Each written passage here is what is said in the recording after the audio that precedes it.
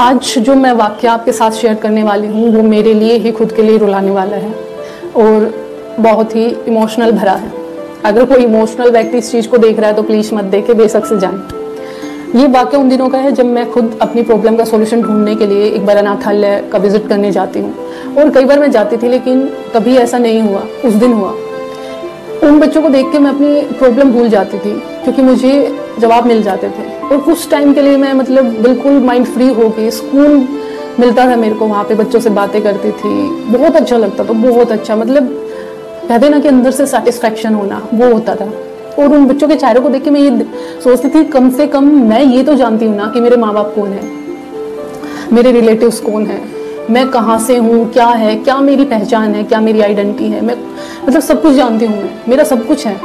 लेकिन उन बच्चों का कोई नहीं है। जब ये बड़े होंगे, जब ये देखेंगे, जानेंगे दुनिया को, तो ये भी जानना चाहेंगे कि हमारे माता पिता हैं कौन, हम कहाँ से आए हैं, कोई तो होगा हमारा माता पिता। और जानना भी चाहेंगे कि कौन है।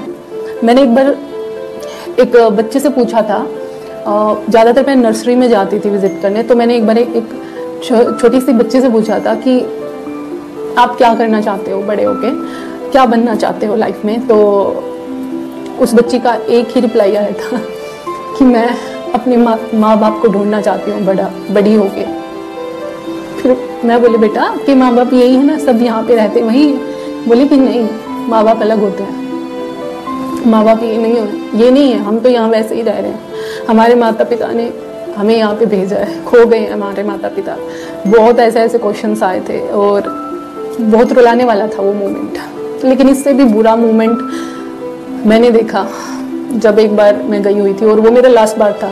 उसके बाद तो मेरी आज तक हिम्मत नहीं हुई कि मैं अनाथालय में जाऊँ, वहाँ का विजिट करूँ। वहाँ पे गई थी जब एक बच्ची को कुछ लोग छोड़ने आए हुए थे और वो बहुत बुरे तरीके से रो रही थी और बोल रही थी कि मुझे मेरी मम्मा के पास ले चलो, मुझे मेरी मम्मा के पास जाना है। और अपनी मम्मा का वो नाम भी ले रही थी, मुझे यहाँ नहीं रहना। कुछ लोग थे वो छोड़ रहे थे, कह रहे थे बेटा यहाँ आएगी तुम्हारी मम्मा, तुम्हें लेने आएगी।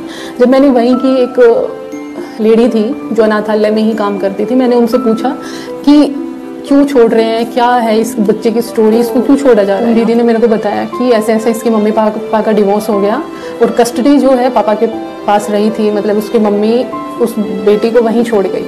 क्यों फिर ये सोचने लग गई कि क्यों ऐसा क्यों होता है कि एक माँ ये सोच जाती है कि ये मेरा कुछ है ही नहीं, इसमें मेरा कोई अंश नहीं है इसके अंदर। मोस्टली ऐसा होता है कि एक लड़की अपने बच्चों को पीछे छोड़ के आ जाती है कि हमारा क्या, उनकी औलाद है, उनका वंश है, लड़का हो या लड़की हो।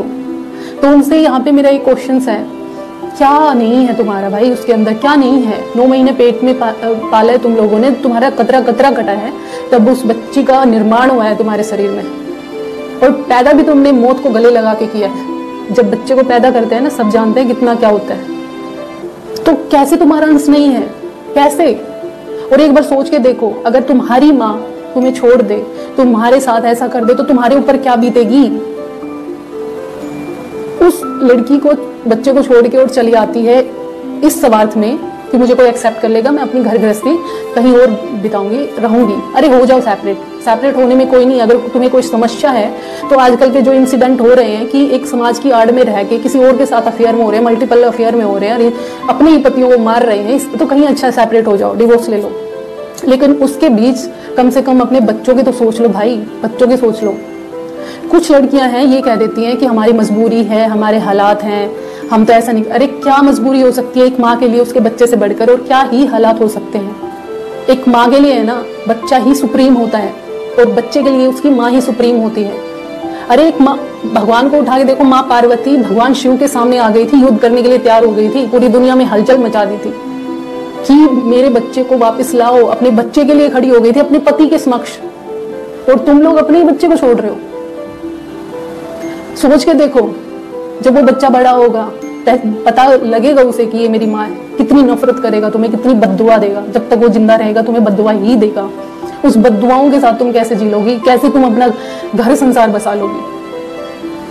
बच्चे की तो कोई गलती नहीं है ना, तो सजा उसको क्यों मिलती है। और सबसे बड़े ताज्जुब की बात पता है क्या है कि उस पिता ने अपनी ही बेटी का सौदा कर दिया था, बेच दिया था उसको। वो तो अड़ोसन पड़ोसनों का भला हो जो उन्होंने कंप्लेन कर दी, क्योंकि जो इंसान उस बच्चे को लेने आया था वो अच्छा नहीं था, सब जानते थे उसके बारे में कि एक ऐसा इंसान है।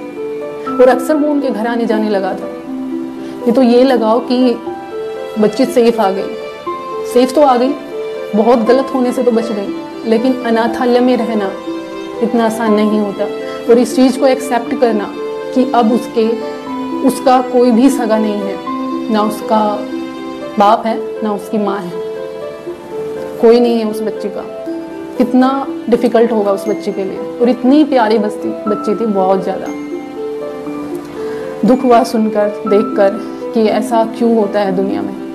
कहते हैं ना कि एक माँ ही होती है जो अपने बच्चे के चेहरे की हंसी होती है ना, उसके पीछे का कारण समझ जाती है कि ये फेक हंसी हंस रहा है या इसकी हंसी रियल है। अगर एक माँ ये नहीं जान पाई ना तो कुछ भी नहीं जान पाती, कुछ भी नहीं जान पाती। और मैंने तो ऐसे ऐसे किस्से सुने हैं कि एक माँ ने ही अपनी बेटी को, उसकी औलाद को देखने तक नहीं दिया पैदा होने के बाद, कि क्यों देखना है, चल साइड, हम तेरी कहीं और शादी करेंगे। क्योंकि उसके हस्बैंड का डेथ हो गई थी और सास ससुर ने उसको बोल दिया था कि किसी तरीके से बेटा बच्चा पैदा करके दे दे, लड़की हो चाहे लड़का हो, क्योंकि वो एक इकलौता होता है बेटा, कि लड़की होगी तो हम उसके सारे रह लेंगे, लड़का होगा तो रह लेंगे। अरे उस माँ ने अपनी बेटी को, उसके औलाद को एक बार निहारने तक नहीं दिया, देखने तक नहीं दिया। और मैं ऐसी लड़कियों को एक बात कहना चाहूंगी कि अगर ऐसी माँ जो तुमको ही माँ होने के सुख से अलग कर रही हैं, तो ऐसे माँ बाप को त्याग दो, कोई जरूरत नहीं है ऐसे माँ बाप की। और मत वो करो कुछ, कोई हालात मजबूरी नहीं होती आपकी, सिर्फ मजबूरी है तो आपका बच्चा, हालात कुछ भी है, सारी चीजें आपके बच्चे के इर्द गिर्द घूमनी चाहिए। और बता दो माँ बाप से कि हम भी एक माँ है, आपको एक्सेप्ट करना है करो, ना करना मत करो, मैं रह लूंगी। अगर डिवोर्स होता है तो भी मैं रह लूंगी, लेकिन मैं अपने बच्चे को अपने पास रखूंगी। तुम्हारे ऊपर डिपेंड है, तुम्हें मुझे रखना है रखो, नहीं रखना मत रखो। लेकिन प्लीज यार, रिक्वेस्ट है हाथ जोड़ के, अपने बच्चों को मत छोड़ो भाई, बहुत बुरी दुर्दशा होती है ऐसे बच्चों की, बहुत। मत करो यार, उनसे ये सुख मत छीनो।